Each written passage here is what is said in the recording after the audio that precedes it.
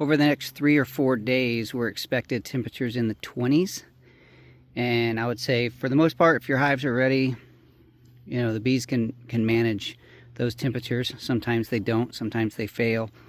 But in this case, for me, the one with the purple box, remember in the last inspection, that one didn't have very much going on in the upper box.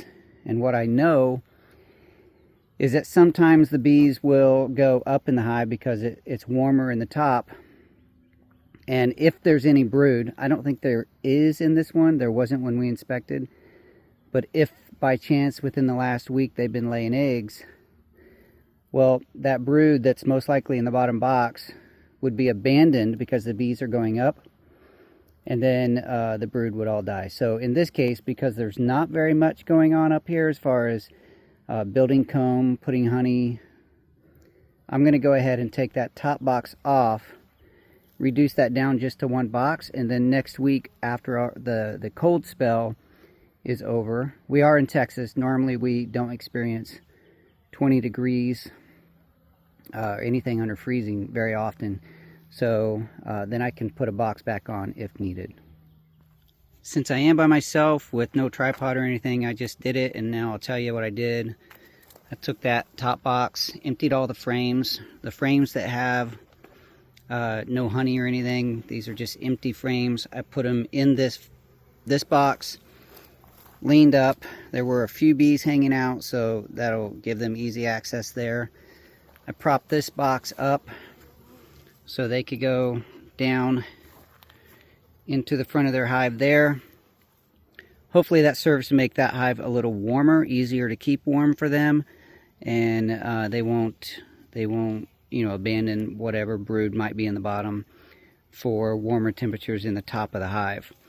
It's really nice to have 2 boxes, but if it's not full of honey and comb and bees, then that's a lot of real estate. It's like heating a 2-story house. You're probably going to want to sleep upstairs because it's warmer than downstairs. So, and that brood needs to stay, you know, somewhere in the 90s. And the bees will do that, but if they have to heat that, and all that heat goes up, and they get cold, they're likely to follow that heat. So I'll close these entrances a little bit, make it even easier, and then we'll take care of this one in the small way that I know how right now.